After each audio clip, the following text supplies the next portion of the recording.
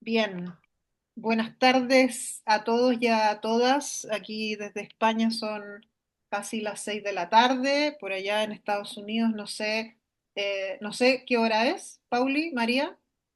8:38 de la 8:30. mañana. Qué bonito, En ¿no? la Nos costa encontramos oeste. desde distintas ahí latitudes. Te saludamos, María, y saludamos a las personas que hoy día nos acompañan en esta entrevista, en este séptimo capítulo de Conciencia en Acción. Este proyecto comienza ya hace algunos meses con la idea de poder visibilizar liderazgos sociales que trabajen en temáticas de igualdad de género, de diversidad e inclusión, y hoy día contamos contigo, María. Estamos muy contentas porque también ha sido un proceso el poder llegar a esta entrevista que también preparamos con mucho cariño y tenemos muchas ganas de escucharte. Pauli, si nos cuentas un poco de María. Claro. Bueno, muchas gracias también, María, por aceptar nuestra invitación y las personas que nos acompañan hoy día. Vamos a conversar con María Arteaga Villamil. Ella es mexicana, estudió economía y también tiene una maestría en sociología y un doctorado en antropología en la Universidad de Barcelona. Actualmente es gerente de desarrollo en el edificio de las mujeres en San Francisco, en California, donde ella vive actualmente. Y en este rol implementa estrategias de comunicación que apoyan el crecimiento de las organizaciones y avanzan los objetivos de autodeterminación, igualdad de género y justicia social. Nos vamos a enfocar en esos objetivos también al principio de la conversación para entender qué es lo que hacen y muy importante también cómo se define María, cómo se define su carrera profesional o su enfoque, es la ética feminista del cuidado y aboga por prácticas comunicacionales que prioricen la colaboración, el cuidado y el fortalecimiento de redes de solidaridad a través de organizaciones y comunidades de base. Nos encantó tu biografía, María. Está muy a tono también con lo que hacemos con María Jesús, así que estamos muy felices de tenerte acá y de conversar y profundizar un poco más sobre tu trabajo y también para conocerte. Ujú. Así que María Jesús, te dejo el pase para que empecemos con las preguntas. Sí. Bueno, bienvenida María. Quisiéramos comenzar preguntándote por ese hermoso proyecto que es el Edificio de las Mujeres. No sé si las personas que nos ven tienen la posibilidad de poder mirar, ya abrir la página web de ese proyecto. Es alucinante lo que uno ve, literalmente ese edificio, la imagen que proyecta. Eh, Queremos conocer un poco más y que nos cuentes qué hace el edificio de las mujeres, cuáles son las áreas que hoy día trabaja y quizás un poco de historia, ¿no? Porque este proyecto tiene bastantes años también de historia. Bueno, hola a todas las latitudes. Muchas gracias por tenerme. Me siento realmente muy emocionada de estar en el proyecto y realmente cuando Paulina me contactó, me sentí muy emocionada. Dije, ahora es mi turno, porque ya había visto otros podcasts con otras presentadoras y me parece un proyecto muy interesante y sobre todo porque al final estamos en este tema de tejer redes, tejer vínculos entre mujeres de manera física, por supuesto, pero también de manera virtual, ¿no? Que es lo que nos permite la fortuna de estos nuevos espacios y estas, digamos, nuevas formas de comunicación, ¿no? Y entonces, pues muchas gracias por tenerme aquí en su podcast y por invitarme a su proyecto. Bueno, ya como lo han mencionado, soy María Arteaga y soy gerente de desarrollo en el edificio de las mujeres en San Francisco, California. El edificio que tenemos como los dos nombres, inglés-español, esencialmente porque todo nuestro trabajo es bilingüe.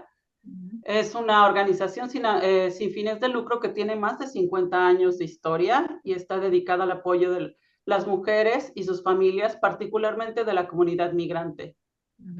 La misión ciertamente no se enfoca únicamente a servir servicios esenciales, sino que busca también fortalecer la conciencia colectiva y fomentar la acción comunitaria para que construyamos espacios seguros, justamente donde las mujeres puedan prosperar y acceder a una vida digna, porque esta es una de las principales misiones y ejes de trabajo, que no solo se trata de brindar soporte, sino también de alguna de otra forma ser ese espacio en donde las mujeres puedan conectar para que también puedan de alguna de otra forma encontrar a sus pares y continuar desarrollándose.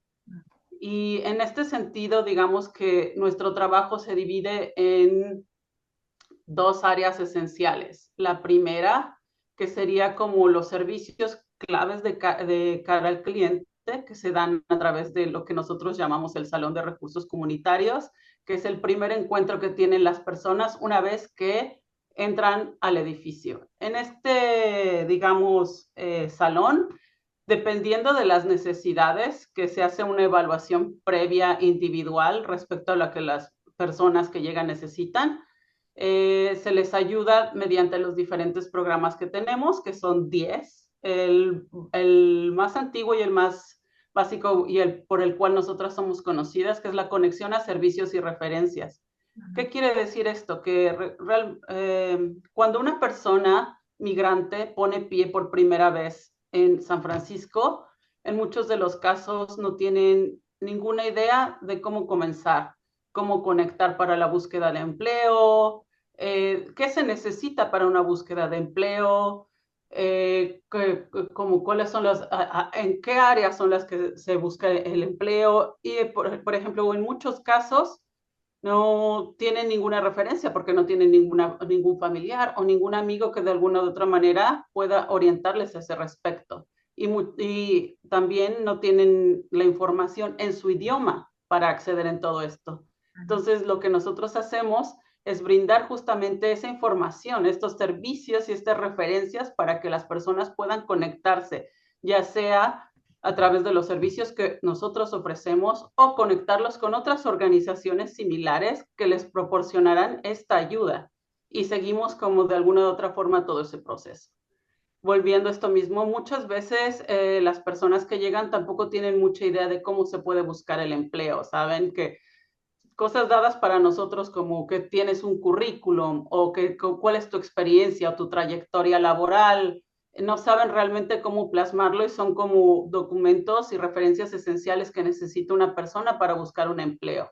Entonces también tenemos un equipo que se encarga justamente de brindar soporte a la persona para que empiece a formar de alguna u otra forma su currículo y pueda aplicar a los empleos. Y en este sentido también tenemos un programa que brinda esta capacitación.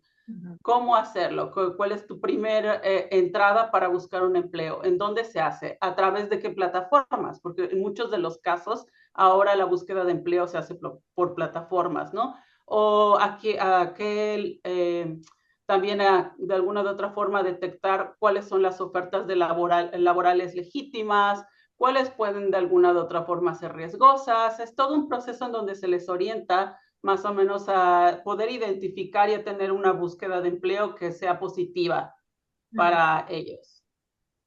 También tenemos una despensa de alimentos que se otorga una vez a la semana para las personas que viven en la comunidad. Servimos alrededor de 100 familias, me parecen, y tenemos esta despensa es característica porque es culturalmente sensible. ¿A qué me refiero con esto? Tenemos dos grupos poblacionales que atienden a esta despensa de alimentos. La primera son personas migrantes de las comunidades de Latinoamérica y la segunda son personas adultas mayores migrantes de la región de Guangdong de China. Entonces, de alguna u otra manera, nosotros colocamos alimentos que serán apetecibles y que de alguna u otra forma los cuales ellos se sientan identificados y sepan qué cocinar, porque de nada sirve proveer todos estos alimentos si las personas no sienten qué pueden hacer con ellos. Y una de las cosas muy importantes y que es producto del trabajo de las coordinadoras de las despensas de alimentos es que esta despensa de alimentos también se coloca en una forma como de mercadito, que acá le llamamos farmers market, que es las personas llegan y escogen lo que desean y nosotros no se los damos porque de alguna u otra manera deseamos que ellas mismas sean las que escojan los productos que desean y no limitarles esas opciones. Por supuesto que también tenemos el programa de navegación, acceso a vivienda asequible. El acceso a la vivienda es un gran problema en San Francisco. Muchas de ustedes deben de estar familiarizadas con el hecho de la disparidad salarial y el hecho de que muchos trabajadores domésticos o trabajadores, muchas personas en general en la ciudad de San Francisco tienen muchos problemas para encontrar una vivienda asequible, perdón, y que puedan de alguna u otra forma vivir dentro de la ciudad. Entonces nosotros a través de asociación con otra organización, tenemos una persona dedicada a ayudarte justamente a saber cuáles son los requisitos necesarios para calificar a las viviendas asequibles, ayudarte a ingresar todos estos datos en la plataforma, porque como sabemos en muchos casos la burocracia gubernamental no es algo sencillo para las personas y además continuar siguiendo todo ese proceso. No solamente se trata de que ya te ayudo como a crear tu cuenta, a hacer tus datos, a poner tus documentos, sino a seguir el proceso. Por ejemplo, muchas veces hace falta un documento, llega la notificación de que o se necesita cualquier información extra y esta misma persona hace el seguimiento. Esta vivienda asequible es a través de una lotería. Entonces, suponiendo que la persona no logra acceder en este caso, se le sigue dando seguimiento, si es que la persona así lo desea, para seguir aplicando a múltiples loterías para que así podamos ayudar a que la persona tenga más chance de acceder a este tipo de vivienda. También tenemos el programa de reunificación familiar, que justamente ayuda a los menores migrantes no acompañados que llegan a la frontera con Estados Unidos a reencontrarse con familiares y con tutores responsables que puedan hacerse cargo de ellos dentro del área de la bahía. De hecho, somos la única organización que se encarga de hacer este trabajo en el área de la bahía y a veces en muchas otras áreas que pueden abarcar hasta Los Ángeles, Sacramento o Central Valley, que si ustedes observan en el mapa es una distancia enorme. También tenemos clínica de impuestos gratuita, que la cual siempre comienza en el mes de febrero, en donde ofrecemos de forma gratuita a personas que tienen un ingreso menor de $75,000 anuales, en donde ellos puedan llegar al edificio y hacer sus impuestos de forma gratuita. Incluso se les ayuda a presentar sus impuestos si no lo han hecho de forma previa, y todo esto se hace de forma bilingüe en inglés y en español. Y es lleva haciéndose más de 10 años este trabajo. Déjame hacer un comentario, María, porque el tema de los impuestos en Estados Unidos es sumamente complicado. Yo creo que por eso es súper relevante lo que está diciendo María, porque en Chile, por ejemplo, es muy sencillo hacerlo. Es como hacer clic, clic, clic. Por ejemplo, por supuesto, la que lo hacemos a través de Internet, es muy sencillo hacerlo. Pero en Estados Unidos es sumamente complicado y casi que hay que ser profesional de los impuestos para entender. Aquí, incluso aquí en mi familia, nos cuesta muchísimo. Así que era una acotación cortita para entender el impacto, ¿no? Sí, sí, gracias. De hecho, es algo que muchas veces se da por sentado, porque incluso personas que somos, digamos, entre comillas, tenemos habilidades digitales, podemos navegar el idioma, encontramos muy difícil el momento de hacer los impuestos, porque realmente es un laberinto penoso, terrible. Ahora imaginemos esta situación para personas que ni manejan el idioma, que no tienen estas habilidades digitales y que no tienen ni idea de dónde comenzar. Entonces se les hace esta evaluación y posteriormente se les ayuda con absolutamente todo el proceso de forma gratuita. Y este es un programa que realmente siento que tiene que ofrece un gran apoyo a todas las personas que asisten y que es uno de los más antiguos que se lleva en el edificio porque tiene más de 10 años. Tenemos las clínicas legales también, en donde ofrecemos ayuda a través de otras dos organizaciones, un abogado que ha estado con nosotros ofreciendo consejos y asesorías en materia de migración, y a través de otra organización que se llama Justicia Colaborativa, que es como un colectivo de abogados en donde ellos a través de como de su ayuda asisten al edificio y pueden brindar ayuda acerca no solo de migración, sino también de derecho de vivienda, derecho laboral y derecho familiar, que es súper importante. Y también todo esto se hace, tengamos en cuenta que todo esto se hace en español, porque muchas veces las personas obviamente encuentran esta barrera lingüística por la cual de alguna u otra manera no saben cómo acceder a estos servicios. Aparte de que todo esto se hace en el espacio del edificio, que es un espacio físico en donde nosotros tratamos que sea de forma segura y brindarles este espacio en donde de alguna u otra forma sientan que pueden acudir y compartir sus experiencias.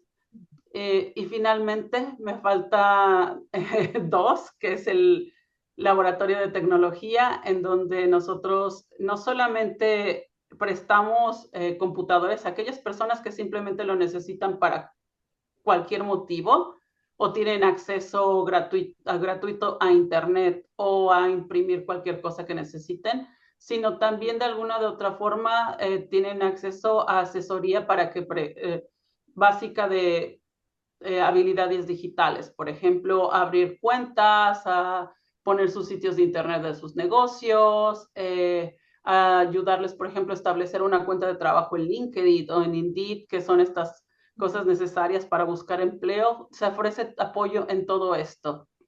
Y finalmente tenemos lo que calificamos como wellness o el bienestar comunitario, con actividades para promover como de alguna u otra forma el bienestar emocional y mental, que es yoga gratuito, a través también de colaboración con otra organización, y nuestro programa de enlace comunitario y abogacía, que justamente es un programa que busca conectar todos estos servicios de cara al cliente con talleres y con reuniones en donde podamos establecer de alguna forma un diálogo para que las mismas personas puedan participar en los proyectos que los afectan. Encuentran una forma de expresar su sentir al respecto, por ejemplo, de lo que sucede dentro del barrio o de las leyes que afectan dentro del barrio o del distrito escolar o las leyes que se votan al respecto. Y bueno.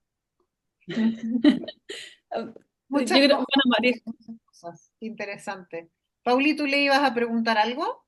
sí, quería comentar primero que cuando con María de Jesús conocimos sobre el edificio de las mujeres, fue como, este lugar es un lugar soñado, maravilloso. Me imagino que también hay, obviamente, hay temas difíciles de la gestión, etcétera, pero el edificio de las mujeres brinda servicios que son esenciales, ¿no? Partiendo por eso. Es como tú llegas a un lugar migrante sin tener idea cómo funciona ese país, el mundo, la sociedad, la comunidad, no tienes idea qué hacer. Y aquí a las tres nos ha pasado, ¿cierto? Hemos llegado de migrantes por distintos motivos y ¿ahora qué hago? Pero también es muy importante que ustedes también generan este espacio para generar comunidad, y eso quizás da un poco como brindan los servicios básicos, pero también es como ya, aquí un apoyo que también se hace indispensable al llegar a un país y no conocer a nadie. Ustedes sirven a comunidades principalmente latinas, mujeres, y ahí hay un concepto que lo hemos hablado en otros capítulos, que es de la interseccionalidad. Que primero me encantaría que en tus palabras nos pudieras explicar qué significa la interseccionalidad y también cómo tú ves en el trabajo que realizan a diario que impacta la interseccionalidad a las personas con las que trabajan. Sí, justamente ese es una de los ejes bases, digamos, en los cuales tratamos de estructurar todos los servicios y la forma en la que de alguna u otra forma conectamos con las comunidades. ¿Y a qué nos referimos con esto? Observar de qué forma se conectan, ¿sabes? Diferentes experiencias y formas de opresión en las vidas de las mujeres, ¿no? Porque esto es central para entender la forma en que nosotros proveemos los servicios y la forma en la que nosotros conectamos con los hechos y las experiencias que suceden de las personas en las distintas comunidades, ¿no? Porque reconocemos que las mujeres, a pesar de que sí tenemos esta conjunción del edificio de mujeres, no siempre enfrentamos las mismas barreras, ¿no? Sino que ya sea se amplifican las opresiones o se transforma según diferentes factores, ya sea en el origen étnico, el estatus migratorio, que esto es sumamente básico para entender las intersecciones y las formas de opresión, la situación socioeconómica, pero también la lengua, también la edad, la orientación sexual o identidad sexual. Entonces, esto es muy importante justamente para entender eh, la forma en la que nosotros damos servicios, pero también la forma en la que nosotros nos conectamos con el mundo. Una forma clara de esto, de la interseccionalidad, por ejemplo, es que justamente la mayoría de las personas que laboramos ahí, de alguna de otra manera tenemos una conexión con Latinoamérica, ya sea que hemos nacido y crecido ahí o que, por ejemplo, sus padres nacieron allá, inmigraron y son primera generación, o muchas de ellas nacieron en Latinoamérica, pero se mudaron a Estados Unidos siendo pequeñas. Entonces, puede parecer insignificante, pero todos estos pequeños detalles y todos estos cambios de escenario configuran a una persona distinta, y esta es la forma en la que nosotros de alguna u otra manera nos conectamos en el edificio y conectamos con las personas, ¿no? Un ejemplo que me gusta como poner uno súper breve en este sencillo es, por ejemplo, es la barrera lingüística, ¿no? Muchas de las mujeres que llegan a nuestra organización, como ya lo había mencionado, son monolingües, hablan exclusivamente español, ¿no? Y aunque existen ciertas garantías en la ciudad de San Francisco para proporcionar servicios o información en el idioma en español, muchas veces son insuficientes, ¿no? Por alguna u otra razón. Entonces, esto complica su acceso a servicios esenciales, como, este es otro punto que también podríamos tomar, su inscripción a un seguro de salud o la inscripción de sus hijos a la escuela, o cómo tener, por ejemplo, lo que les comentaba, acceso a la vivienda asequible. Son como servicios esenciales que de alguna u otra forma ellas no pueden conectar. Entonces, trabajamos desde esta perspectiva interseccional, ¿no? A decir, bueno, okay, ¿cuáles son las barreras que te limitan? Y las vamos identificando para que así de alguna u otra forma también nosotros podamos tener este mapa que nos permita tener una incidencia de mejor forma para brindar esta ayuda, pero también estas redes de apoyo, ¿no? Y esta perspectiva finalmente pues nos permite reconocer que existen múltiples formas de discriminación que enfrentan las personas que van al edificio, ¿no? Eh, y que definen justamente sus trayectorias, ¿no? María, hay un comentario me hace mucho sentido hoy día en España, específicamente en Cataluña, se han desarrollado muchos debates, ¿no? A propósito de la interseccionalidad como una gran herramienta, ¿no? Para abordar hoy día las políticas públicas que tienen que ver con las mujeres, ¿no? Y en ese sentido me resuena mucho la simpleza, ¿no? Con la cual tú la explicas, algo que probablemente es algo que todavía tenemos a nivel muy teórico y que en realidad es muy evidente cuando tú lo relatas, es muy evidente el impacto y es muy evidente la necesidad que tenemos de incorporar, sobre todo cuando trabajamos con mujeres, ¿no? Y desde la mirada feminista, incorporar la interseccionalidad como una herramienta casi como las gafas moradas, ¿no? Que nos hemos puesto en algún momento de la vida, hoy día también ponernos las gafas de la interseccionalidad, pues yo creo que se presenta como un desafío de otro nivel también hoy día hacia el feminismo, ¿no? Y hacia las personas que trabajamos para otras personas, ¿no? Para otras mujeres en este caso. Así que me resuena muchísimo tu explicación, creo que es súper clara, ¿no? Y muy evidente respecto al rol que hoy día que hoy día ocupa la interseccionalidad y lo importante que es, ¿no? Y desde ahí cómo ustedes también lo hacen a través de la identificación de estas múltiples barreras que enfrentan las mujeres, no solo por el hecho de ser mujeres, que ya es la primera, ¿no? Eh, y desde ahí pensábamos cuando pensábamos las preguntas con la Pauli, también identificábamos y lo dijiste tú al inicio, ¿no? Identificábamos la importancia de la comunidad, ¿no? Que aporta el edificio de las mujeres. Y desde ahí tú lo relataste al inicio, cuando dijiste, queremos ser el espacio, ¿no? Queremos ser un espacio de encuentro, de acogida, de seguridad, de cuidado, ¿no? Y en ese sentido preguntarte, porque ustedes trabajan mucho en la construcción de redes, no solo con otras organizaciones, ¿no? Que en tu relato lo explicas, cómo colaboran con otras organizaciones, eh, sino también me imagino que trabajan en la construcción de redes entre las propias mujeres, ¿no? Para hacer comunidad con esas mujeres.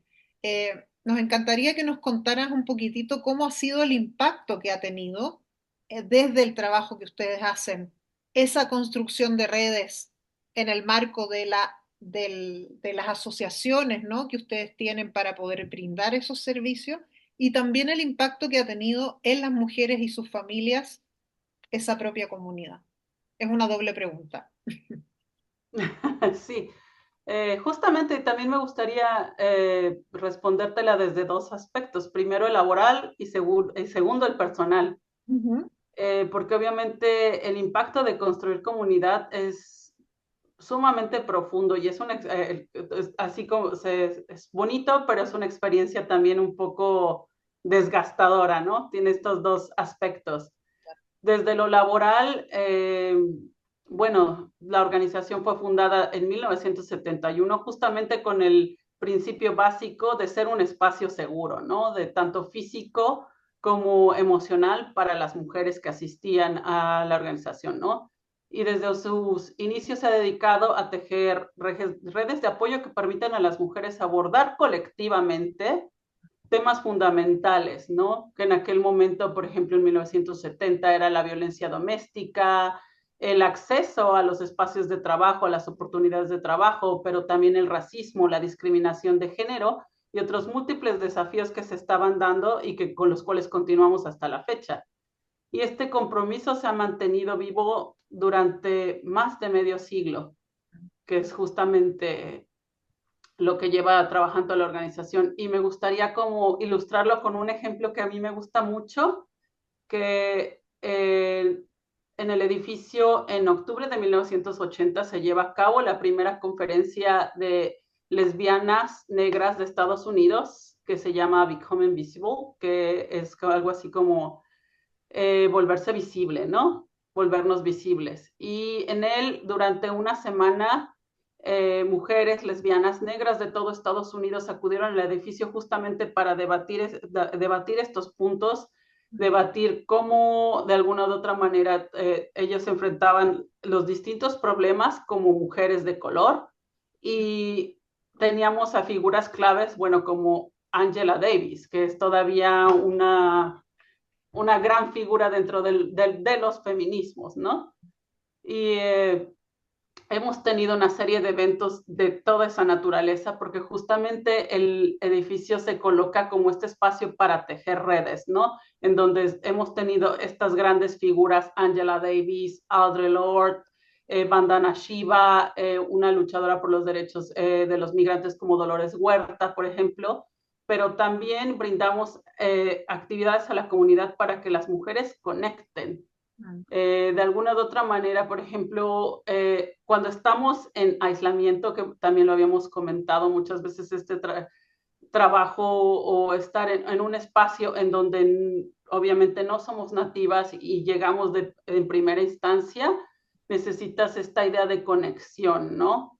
Entonces, llegar a este espacio y encontrar a un grupo que de alguna u otra forma valide tus experiencias, aligera la carga emocional, ¿no? Y de alguna u otra forma en este espacio las mujeres compartimos nuestras historias y también al compartir nuestras historias encontramos las herramientas para resistir, pero también para crear y crecer, perdón, y prosperar, ¿no? Porque la idea también es esta, que podamos compartir, pero que también podamos crecer juntas.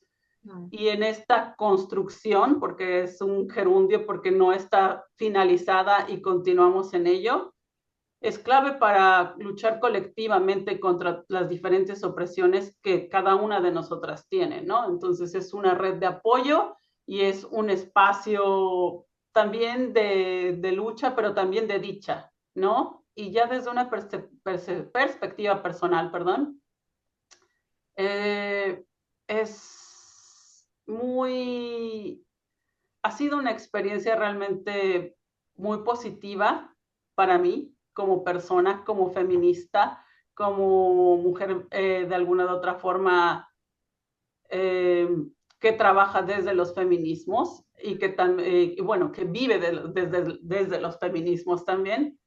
Y en él es increíble cómo he encontrado esta conexión, esta empatía, esta retroalimentación, que de alguna de otra forma eh, es, no es frecuente dentro de los espacios laborales, ¿no? Siempre existen o tenemos todo este mantra del capitalismo y la competencia, aunado a todos estos prejuicios que existen alrededor de trabajar con mujeres y convivir con mujeres, todos ellos equivocados, en donde realmente es muy enriquecedor estar en un espacio en donde tú sientes que puedes ser tú misma, ¿no? En un espacio que hasta la fecha puedo decirlo de forma segura, he sido capaz de crear redes de amistad y de sororidad con mujeres que en un principio no, eran mis compañeras de trabajo y muchas de ellas se han convertido en amistades que serán duraderas, ¿no? Entonces es un sitio que me ha permitido de alguna u otra forma ser honesta y ver de una forma diversa mi perspectiva laboral y mi lugar en el mundo. Cuando conversamos la vez pasada, tú tocaste, estábamos hablando de este tema y nombraste la palabra de pertenencia, ¿no? Y creo que a todas las personas que emigramos, esa es una palabra que a veces como que cuesta apropiarse porque cuesta vivirlo y experimentarlo. Yo siento que después de 10 años, un poco más de 10 años viviendo en Estados Unidos, todavía no siento esa, como aquí estoy, soy de aquí. Es siempre por mientras, ¿no? Y ese por mientras puede ser toda la vida, pero porque no está ese sentimiento de pertenencia. Entonces creo que ustedes lo entreguen y lo trabajen y como que den las herramientas a las mujeres migrantes en San Francisco, en el edificio de las mujeres, yo creo que hace una diferencia radical en la experiencia migratoria.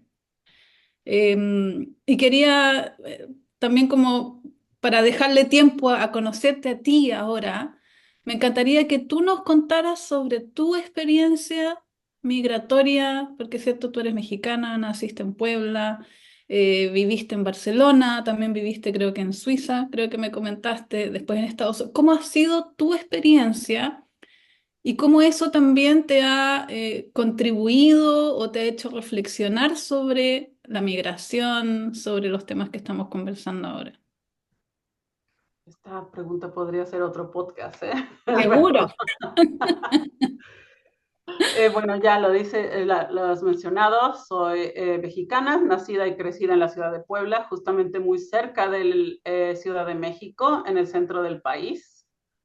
Eh, y bueno, de todo esto también, de lo curioso de todo lo que he estudiado de economía de grado, sociología del máster y antropología de doctorado, bueno, esta es la última, la que siempre me identifico más y la que yo creo que me terminó definiendo en todo sentido y en todo aspecto.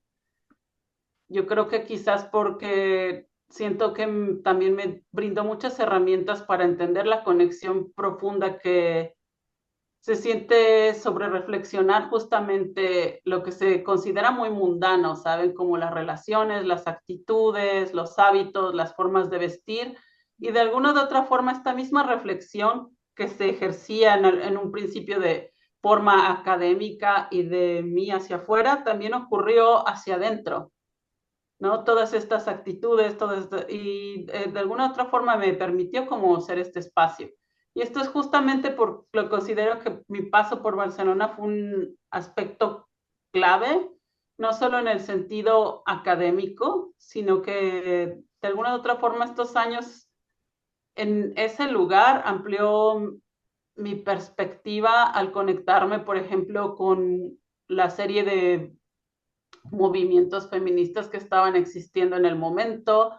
Hay un gran número de colectivos que justamente tocan estas temáticas desde diferentes perspectivas, ¿no? Los colectivos de las mujeres migrantes, los colectivos de las mujeres inmigrantes de la región del Magreb. Entonces, de alguna u otra forma, tienes esta conexión, ¿sabes? Con estas diferentes experiencias, ¿no? Y de alguna manera como que te ayudan a conectar en este sentido de usar un concepto, esta narrativa situada, ¿no? De saber desde mi lugar como mujer heterosexual, migrante proveniente de Latinoamérica, de clase trabajadora, pero también estudiante, a dónde estoy parada dentro de todo este, ¿sabes? Este flujo de hechos, de luchas, a dónde estoy, ¿no? Entonces, siento que esto fue algo como muy crucial para desde un punto de vista muy personal y necesariamente no sé si puedo mencionar que hay una línea clara que A me llevó a B, al menos hasta ahora no la logro identificar claramente, pero sí creo que eh, como este camino ha sido una mezcla obviamente de trabajo, oportunidades y obviamente de ciertos privilegios que me han justamente llevado esta reflexión, ¿no? Porque obviamente sí te define una trayectoria académica porque es algo que has pasado a hacer un doctorado implica un periodo de años significativo sumergido dentro de un mismo espacio que en este caso es el académico, pero de alguna de otra manera también me ha permitido reflexionar mis experiencias y la manera de la forma en la cual yo me relaciono con el mundo, ¿no? Y esto me lleva también a San Francisco, ¿no? Que lo mencionábamos en un principio con María Jesús, ¿no? Cómo agarro toda esta teoría que la tengo acá arriba, que, bueno, cuando yo la pensaba en un principio dije, pero si para mí es muy claro, ¿cómo no lo ven? ¿No? Esta pasión que uno carga aquí adentro de decir, pero si aquí está, para mí es claro qué significa feminismos, interseccionalidad, opresiones, ¿cómo es que no pueden verlo, no? Entonces, digamos, este reto, ¿no? De tener toda la serie de conceptos muy claros, cómo lograr aterrizarlos, cómo lograr trabajarlos y cómo lograr que de alguna u otra forma las otras personas también entiendan tu lenguaje, porque es un lenguaje propio, ¿no? Y de alguna otra forma lleguen a compartirlo. Me resuena mucho lo que dices, María, a propósito de lo que alcanzamos corto a conversar antes de la entrevista. Yo creo que en esa necesidad permanente, como cuando uno se sitúa desde los feminismos y trabaja desde el feminismo para espacios que no lo son tanto, como es mi caso, ¿no? Particular, eh, cómo buscar estos espacios donde puedas permanentemente volver a recordar el sentido, tu lugar en el mundo, ¿no? Y el sentido de lo que haces, ¿no? Y en ese sentido también me resuena desde tu camino, eh, cómo al final, y yo lo pienso más desde la lógica, desde los feminismos, ¿no? Cómo al final el desafío, creo yo, de los feminismos hoy día tiene que ver con precisamente lo que tú dices, cómo traducir, ¿no? Cómo hacernos entender, cómo cómo explicar de ciertas maneras ciertas cosas que para nosotras son tan evidentes, y a mí me pasa mucho lo que tú dices, que es como, ¿cómo no lo ven? Algo que es tan evidente y efectivamente no es evidente. ¿Qué hizo en mí que eso fuera evidente, ¿no? Probablemente hoy día, con más herramientas en mi cabeza, eh, yo creo que parte de esa sensibilidad y de esa empatía y de esa capacidad de comprender tiene mucho que ver con lo que tú relatas, que tiene que ver con la interseccionalidad, ¿no? Con ir cruzándose por distintos caminos que te van poniendo también en situaciones de mayor privilegio y también de mayor opresión y tener conciencia de ello. Yo creo que parte como de abrirnos a una nueva perspectiva de las cosas y de sensibilizarnos con los temas, ¿no? Del feminismo, tiene mucho que ver con ser conscientes del propio privilegio. Y ahí probablemente hay personas que nunca van a pasar por ahí, ¿no? Nunca van a cruzar esa línea. Y hay otras que sí. Yo creo que ese es como... Me encantaría preguntarte cuál crees tú que hoy día son los desafíos. A propósito, no era una pregunta que teníamos planeada en ningún momento, pero ¿cuál crees tú que son los desafíos hoy día de los feminismos, ¿no? Que además hemos transitado de hablar del feminismo a los feminismos, que para nosotras es muy evidente el por qué lo decimos, pero para alguna gente es como siguen enredando, siguen complicando las cosas. Eh, Desde tu trabajo y desde la experiencia que tú vives, ¿no? Laboralmente, personalmente, desde la interseccionalidad, ¿no? Desde tu experiencia migratoria, tu experiencia como feminista, ¿no? ¿Cuáles crees tú que hoy día son como los desafíos de los feminismos más evidentes? Esto también podría ser otro podcast. Perdona, porque no la teníamos planificada.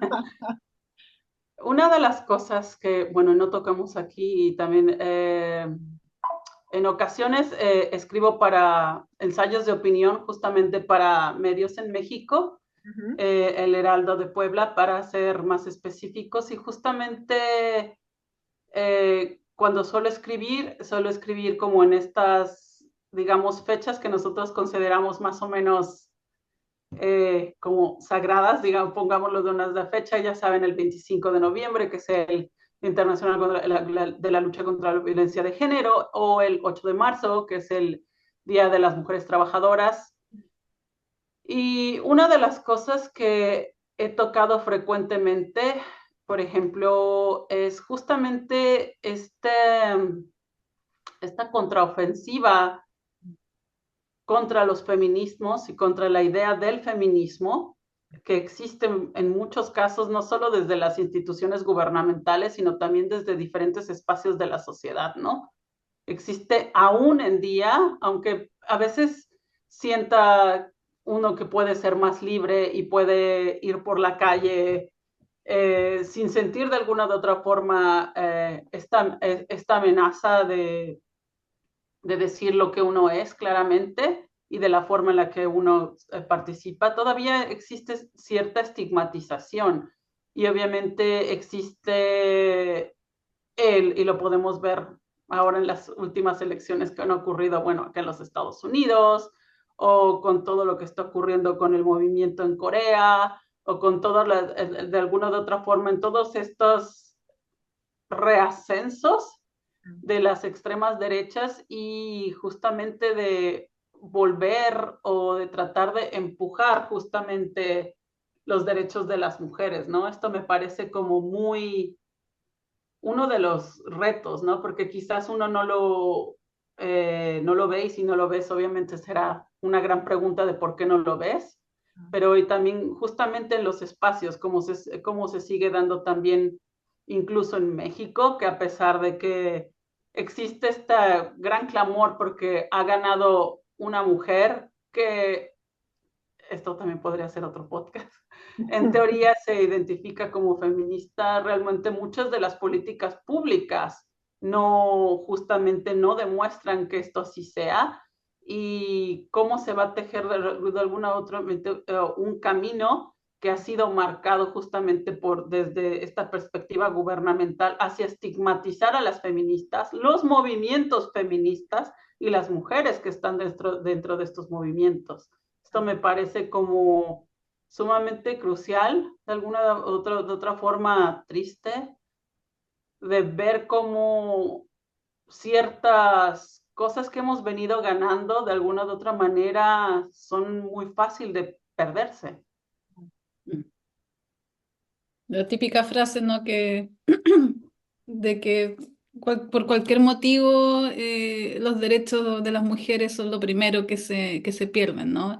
Y que, claro, esta necesidad como de estar constantemente en alerta eh, para proteger nuestros derechos. María, te quería hacer una pregunta que no está relacionado con esto. No sé, María Jesús, si tú tienes una pregunta para continuar con el mismo tema del que acabas de plantear, ¿no? Que me Dale, encantaría te haría también, miles de preguntas de este tema, pero para concentrarnos en cumplir con el tiempo, me dale. encantaría saber, María, porque tú vienes de la academia, ¿cierto? Y ahora estás trabajando en temas comunitarios, organizacionales. Me encantaría saber un poco más por qué hiciste este cambio, cómo fue, en qué se basó la decisión, para entender por qué estás haciendo ahora lo que estás haciendo. Me siento, sabes, con estas preguntas de los exámenes en donde uno no sabe qué contestar. Tómate Bueno, tu te digo tiempo, que, María, tranquila, tómate tu tiempo. te digo, bueno, ya lo había comentado, no sé si necesariamente hubo un punto o puedo detectar un momento o algo clave de A o B. Ciertamente puedo decir que había, como lo he comentado previamente, como persona que en cuestión de movilidad y haber estado en diferentes espacios, de alguna u otra forma, creo que este cambio fue por un sentido de tanto de pérdida y de búsqueda de encontrar un espacio en el cual yo pudiese sentir, no que pertenecía necesariamente, pero sí que en el cual me sintiese acogida. De alguna u otra manera, bueno, el espacio académico, la escuela, la universidad, ha sido un espacio grandioso y obviamente la influencia que ha creado, yo creo que nunca saldrá de mí, pero de alguna u otra forma también sentía que había esta falta, que había algo en donde yo necesitaba situarme, poner los pies y decir, de aquí tengo que empezar a construir algo. No sé si necesariamente se daba a través de este espacio y fue esta búsqueda justamente de tratar de conectarlo. También como mencionando, dije, ok, porque muchas veces entiendo que en estos espacios, el espacio académico en específico, sí, sí dialogamos, pero realmente siento que al menos a veces es tan homogéneo que muchas veces siento que obviamente tú sabes que estoy hablando, yo sé que estoy hablando y los interlocutores ciertamente son muy homogéneos. Entonces, no hay como dije, bueno, o es muy claro lo que estoy diciendo, palmaditas, ¿no? Para mí, porque todo el mundo me entiende, pero ¿por qué no podemos trasladar esto que estamos discutiendo nosotros en este espacio afuera? ¿Cuál es, digamos, sabes, qué se pierde en este paso de estar en este espacio y trasladar todas estas grandes ideas o todos estos grandes debates que tenemos hacia afuera, ¿no? Y esto es una de las cosas por las cuales creo que fue uno de los puntos que me dio este paso, ¿no? Es decir, bueno, a ver qué sucede, ¿no? ¿Cómo está aquí afuera? Y encontrar justamente esto que sentía que me hacía falta. Y bueno, llegar al edificio que realmente fue, ahí sí creo que fue una cuestión sumamente pues, de suerte. Me brindó mucho justamente esto que sentía que hacía falta y de poder aterrizar justamente todas estas series de conceptos y debates que yo tenía alrededor de mi cabeza, ¿no? Y qué te pasó una vez que estuviste ahí y ahora ves cómo las cosas funcionan en la realidad, cómo viste que hubo realmente un gap, de cómo estaba realmente separada la parte teórica de la práctica, cómo alimentó también el haber estado en la práctica tu propia reflexión intelectual, cómo fue esa relación. Eh, Primero que nada, sí, sí, fue muy impactante porque obviamente uno puede llegar a ver cómo funcionan las cosas de base, de cómo, a ver cómo funciona la interseccionalidad desde una persona, desde personas físicas concretas, ¿no? De las personas con experiencias migratorias, de las personas con barreras de salario, de las personas con diferenciaciones que ya sean lingüísticas, ya ni siquiera, digamos, hablar español, pero hablar alguna otra lengua de los pueblos originarios, por ejemplo, o todas estas series de barreras y entonces tratar como de alguna u otra manera de primero abordar el problema ya de frente y después de tratar de conectarlo y decir, bueno, ok,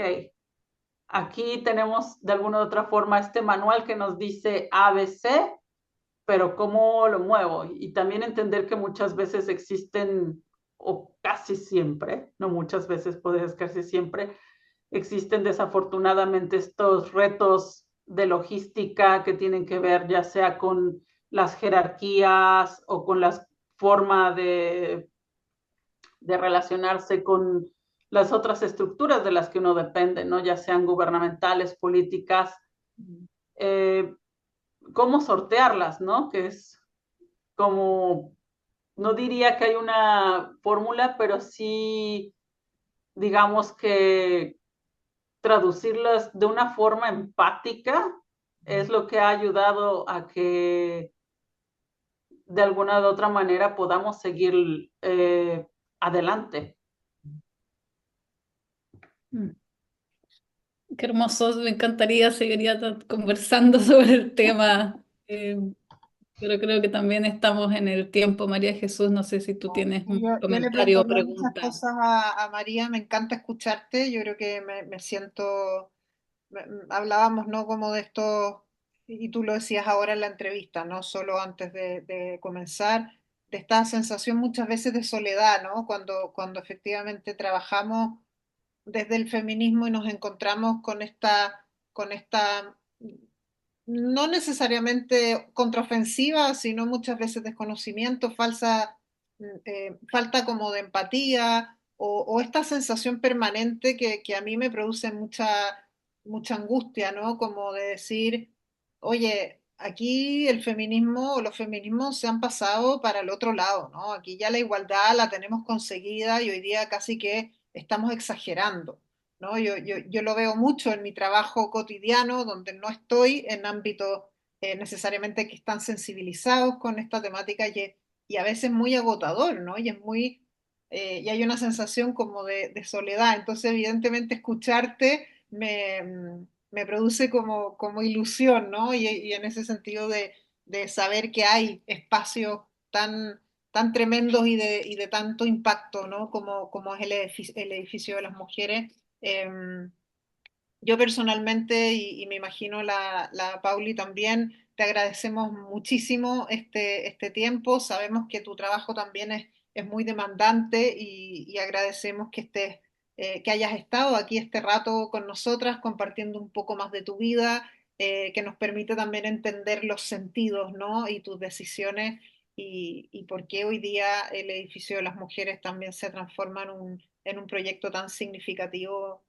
para ti y además que nos permitas conocer ese proyecto que yo creo que es como, yo te lo decía antes, ¿no? Es como el trabajo soñado, como cuando trabajamos desde los feminismos y creemos en esto, y creemos en la comunidad, creemos en los liderazgos eh, y en el impacto que tiene el feminismo en la vida de las personas.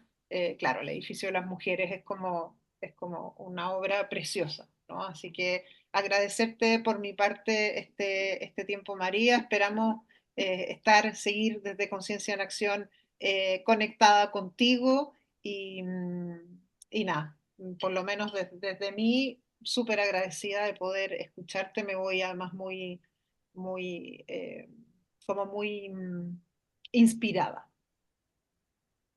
Déjenme antes de terminar de compartir la pantalla muy cortito para que puedan ver la página de Women's Building. A ver, se ve, Sí, ahí Sí, está, sí, womensbuilding.org.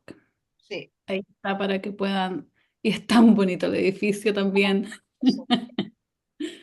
Sí, ya Muchas gracias. dimensionarlo es como dimensionar el impacto que tiene, no solo a la vista, ya las ganas de querer entrar, de estar ahí, Ujú. y además escuchar todo lo que hacen María, la verdad que es tremendo y bueno, son muchos años también de trabajo.